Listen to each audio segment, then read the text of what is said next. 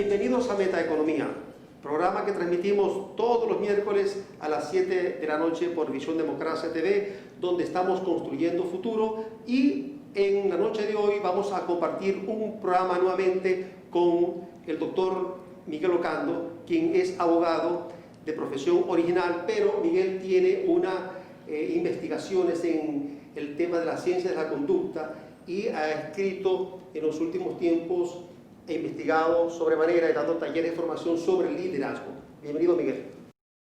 Quería compartir contigo mis quehaceres en el tema. Sucede que en mis 33 años de actividad profesional, vamos a decir que los primeros 15 años me dediqué al estudio de las organizaciones, al estudio, desarrollo de sistemas de gestión de la calidad, el case en calidad total, Six Sigma, todas esas herramientas y métodos para lograr que las empresas experimenten el fenómeno de la productividad y la excelencia organizacional como consecuencia. Pero resulta que los resultados no me satisfacieron. Te comento que las empresas venezolanas, muchas, la mayoría, estaban certificando con una norma de calidad internacional, la ISO 9000, y al cabo de un tiempo pues cerraron las puertas porque no podían competir, porque tenían una estructura de costos demasiado pesada, lo cual es un contrasentido importante. Luego dije, los sistemas de gestión de la calidad tienen que tener algo más allá que explique que nuestras empresas puedan trascender. Y dije, es la planificación estratégica. Y me adentré al estudio de la planificación estratégica y desarrollé un método particular sobre planificación estratégica que la llamamos planificación estratégica acelerada, es decir, resultados a un año, porque no podemos esperar 5, 10, 15 años como en otrora nos enseñaron en las universidades, que era la planificación estratégica. Pero los planes estratégicos no se cumplen.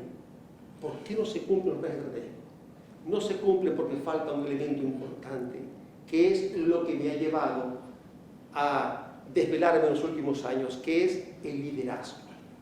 Esa es la clave fundamental, que si no hay liderazgo no ocurre absolutamente nada, porque el líder es el quien tiene la facultad de transformar realidades en pro de unos objetivos trazados, unas metas, unas visiones, unos anhelos de superación de las empresas.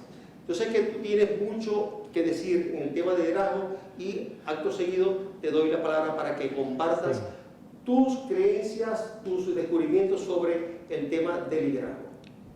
Mira, el método científico nos va a sacar las patas del barro, como dicen.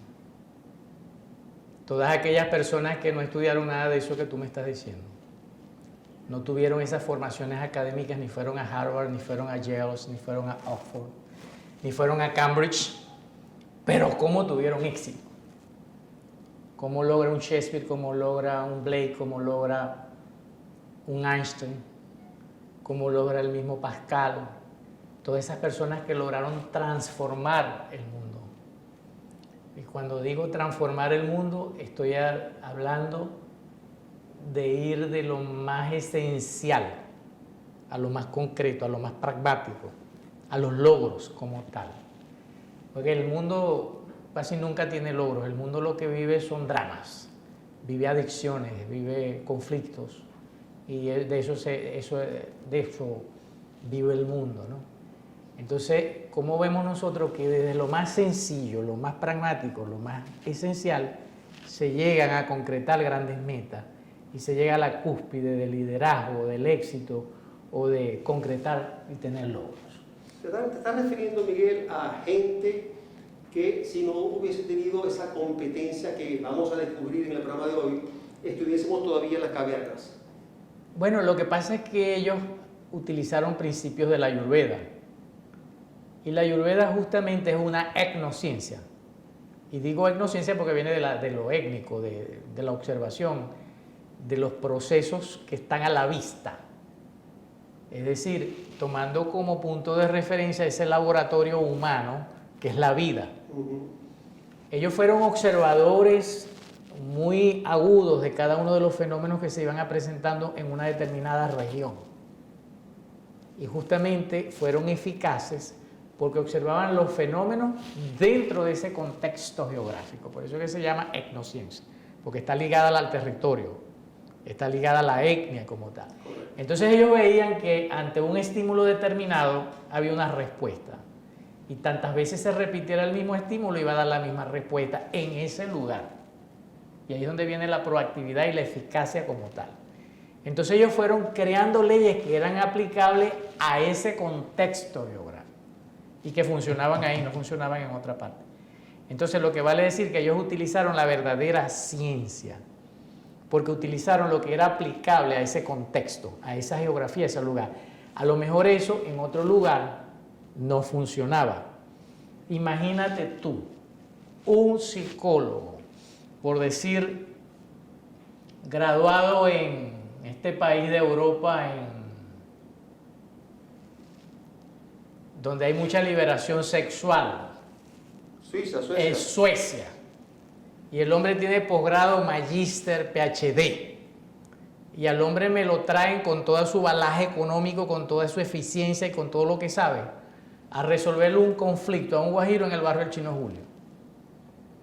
Aquel hombre viene a aplicar una serie de valores que son para él tan normales, cuando este hombre lo que está sufriendo es por una infidelidad de la mujer y está dispuesto a matar a todo el mundo, cosa que no es aplicable allá, y él tendría que estar en la capacidad de vivir dentro de ese contexto para darle a ese conocimiento que él tiene eficacia y validez como tal. Entonces, ¿qué hacemos nosotros? Que somos importadores de tecnologías que no funcionan acá, que pueden funcionar dentro de otro ámbito social, dentro de otro contexto geográfico, y a lo mejor todo ese conocimiento que tú tuviste en Harvard no te es aplicable a realidades. Te puedo decir, por ejemplo, en el caso de la ganadería, aquí en el Zulia, ¿verdad? Los ingenieros de la Valle tuvieron que buscar a los nativos, por decirlo así, de la población de San José de Perijá, para ver el comportamiento de los bachacos y poderlos exterminar, porque quienes sabían cómo se comportaban los bachacos en ese contexto geográfico eran ellos. Y a partir de la información que ellos tuvieron con los nativos del sitio, ellos pudieron crear, ¿verdad?, los venenos que eran eficaces para contrarrestar el animal en esa zona o al insecto en esa zona. Entonces, no se trata tanto de formarse, no se trata tanto de tener conocimiento, de ser, sino como que eficaz. O sea, estar yo en contacto con vamos a decir, con los fenómenos del lugar, del sitio, para ver qué es lo que es aplicable en ese lugar, o sea, en ese contexto. Un error estar extrapolando métodos a realidades y contextos diferentes. Correcto. O sea, el líder tiene que generar sus tesis, sus hipótesis o sus teorías sobre los comportamientos del área, del geográfico, del sitio, del lugar, para poder realmente ser eficaz y poder promulgar leyes que sean aplicables a ese fenómeno, porque a lo mejor me va a traer una cantidad de leyes que no operan acá. Correcto. Entonces estamos hablando, Miguel, de un estilo de liderazgo que se llama situacional. Un líder que es capaz de ajustarse de acuerdo con las circunstancias. Si el equipo de trabajo, por ejemplo, le falta capacitación, no es dado en muchas competencias, él de pronto juega un rol un poco autocrático. Si el equipo de trabajo es altamente eficiente, capacitado, proactivo, entonces él sería un poco más participativo, ¿no? Entonces ese sería adaptarse a las diferentes situaciones, que es lo que se conoce como liderazgo situacional. Al siguiente segmento, Miguel, vamos a tratar de que nos expliques cuáles son las características del liderazgo que tú estás promoviendo. Al regreso en Inventa Economía.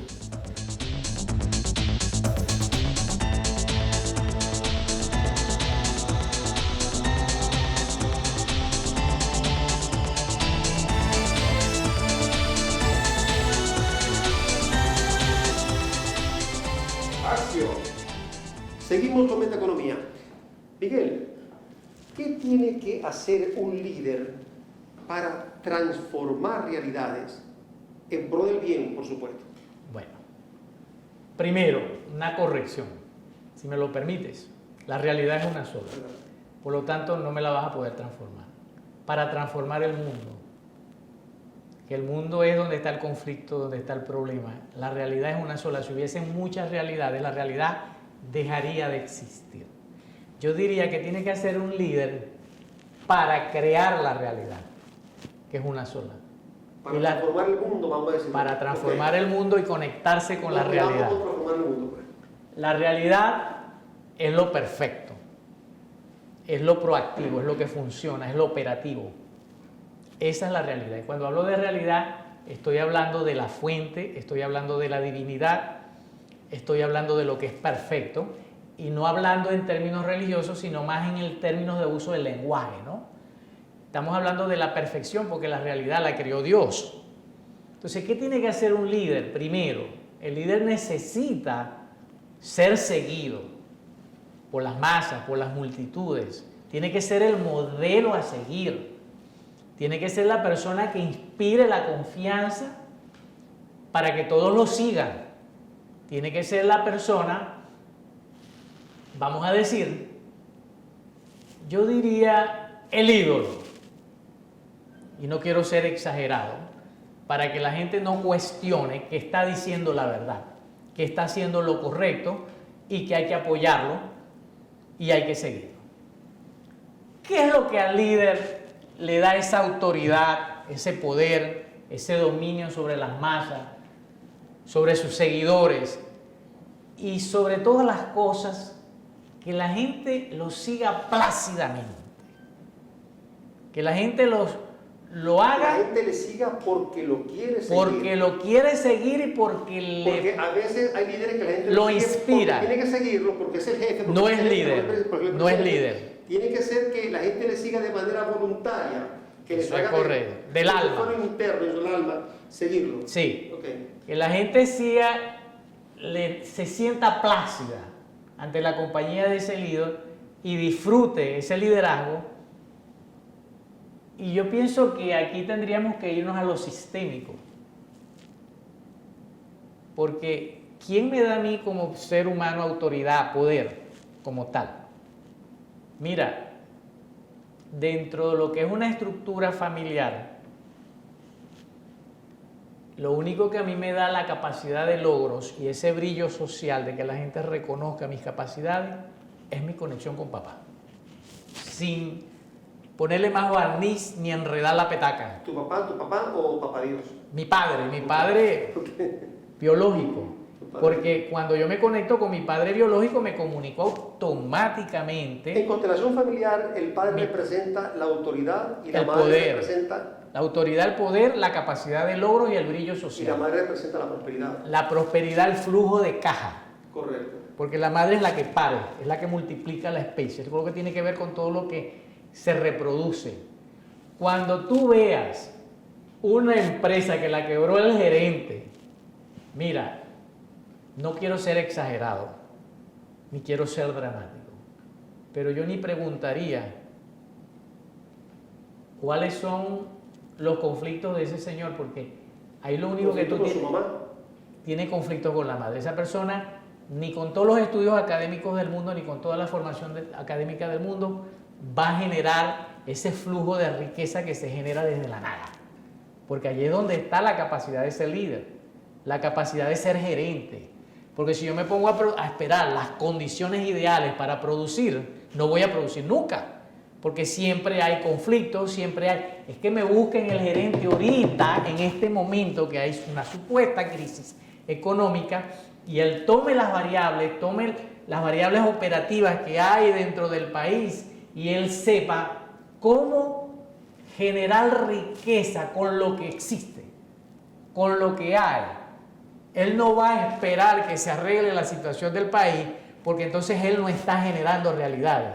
Él está generando miseria, está generando conflicto, porque cuando yo genero una realidad, genero lo que Dios creó, la abundancia perfecta, ilimitada, Y bueno, y vale decir todas las cosas que tienen que ver con logros, con capacidades. Entonces, el revisar la parte sistémica de una persona es muy importante en el liderazgo. Vemos el caso de la mujer, que no es el tema.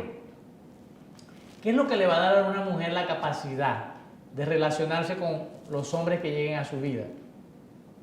Lo que le va a dar la capacidad, y ahí estamos hablando, vamos a meter el liderazgo acá, es cómo se relacionó ella con el primer hombre que conoció en su vida, que fue su padre. Dependiendo de la forma como se relacionó con su padre, ella se va a relacionar con el resto de los hombres de su vida. Porque justamente es lo que le va a dar a ella esa capacidad de concretar una relación, esa capacidad de logro, el que el marido reconozca a la gran mujer que es. Pero si las condiciones no están planteadas desde esa perspectiva, vemos mujeres que se pueden hacer 1000 operaciones, pueden ser lo más eficientes del mundo y las van a dejar por una araña, por una tarántula, cualquier cosa pues que sea más insignificativa que ella. Claro, porque la mujer no puede estar buscando padres en la calle. Eso es correcto. Como Cuando no no puede lo estar buscando tuvo. madres tampoco en la calle. Eso es correcto, no pueden estar buscando prosperidad. Y forman parte de ese triángulo. Por lo que pude leer, Miguel, el líder nace o se hace. Siento que eres proclive a pensar que el líder nace por todas esas características de la constelación familiar, el triángulo, y eso me lo vas a responder en el próximo segmento. Regresamos dentro de un rato al final de este interesante programa sobre liderazgo y transformación del mundo, no de la realidad. Eso es correcto.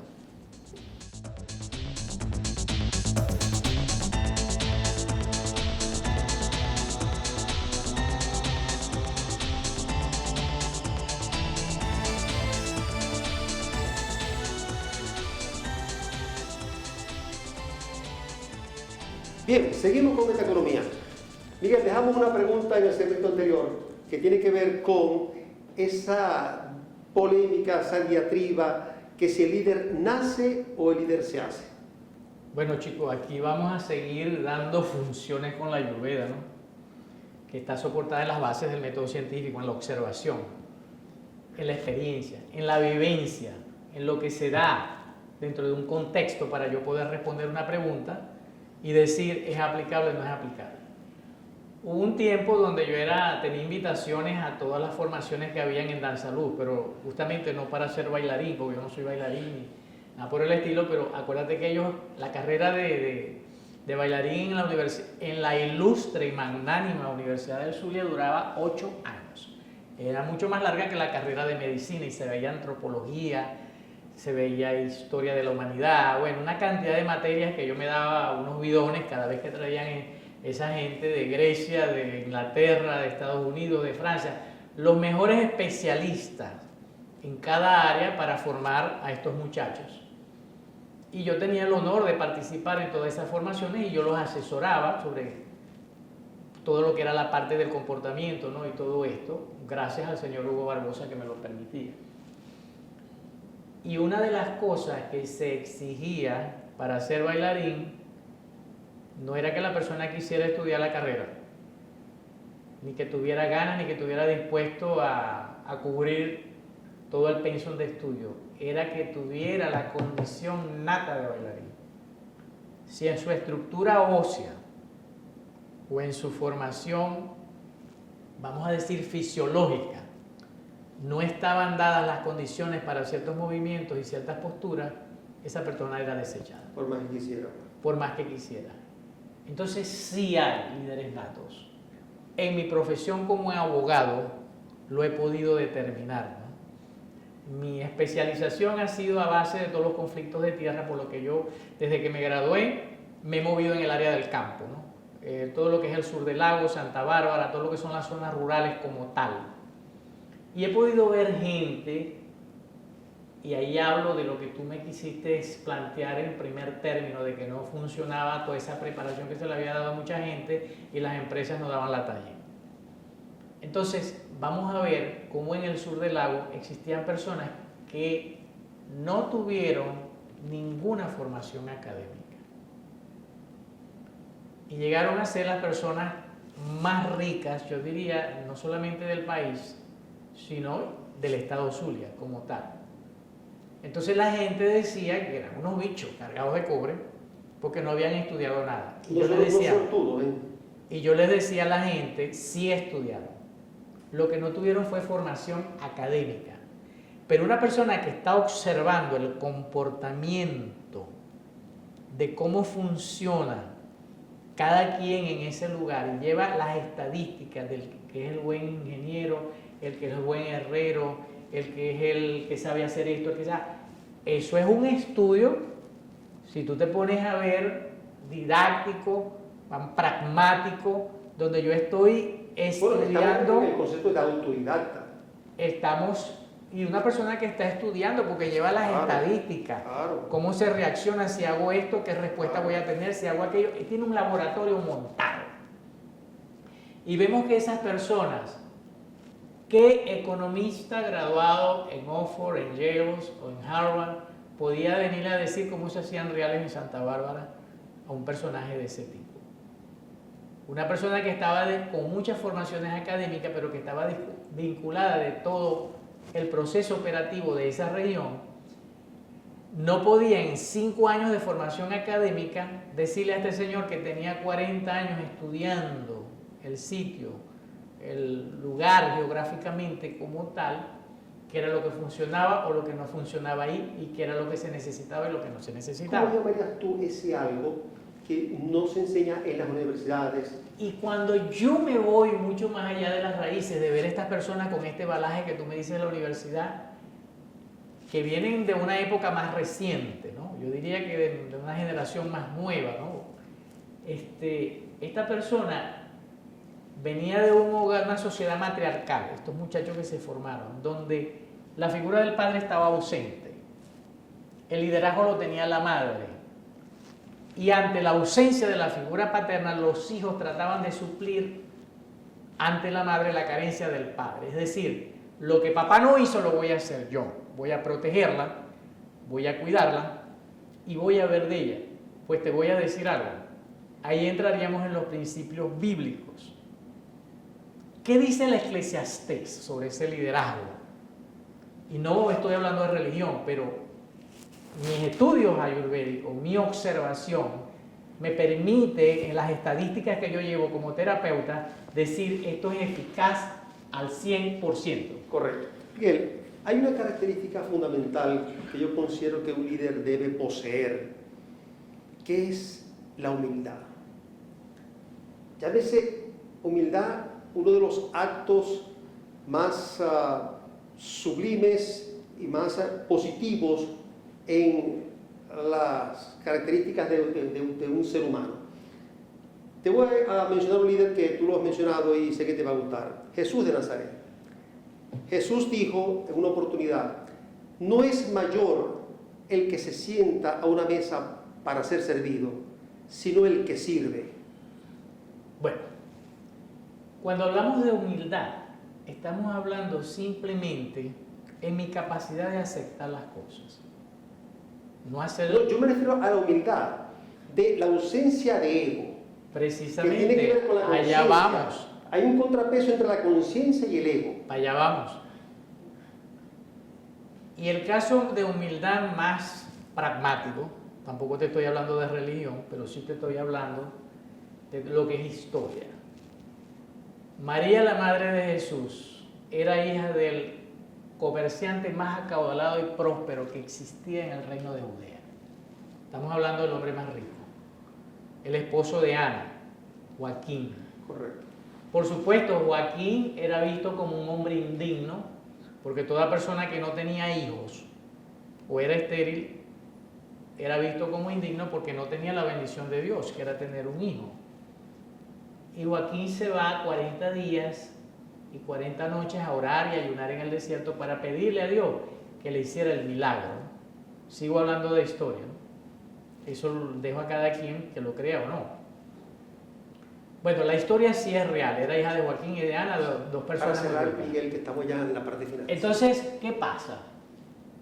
María se casa con un miembro de la realeza, del estirpe de David. No puedo seguir ahondando en eso por lo que tú me estás diciendo.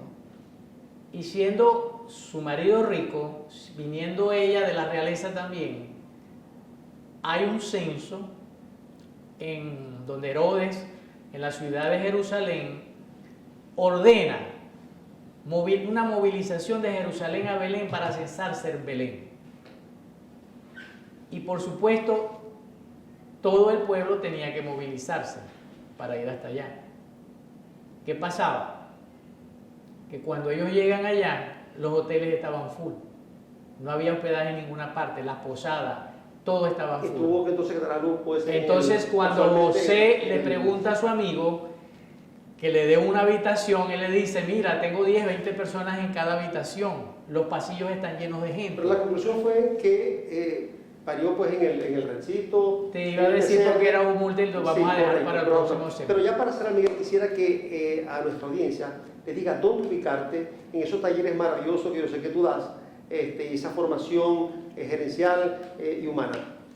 Tus datos. Bueno, para comunicarse conmigo pueden llamar al 0414-640-0646. Repito, 0414-640-0646. Muchas gracias, Miguel. Y ustedes los esperamos el próximo miércoles a las 7 por Meta Economía, que se transmite a través de Visión Democracia TV, donde, como podrán ver, estamos construyendo futuro.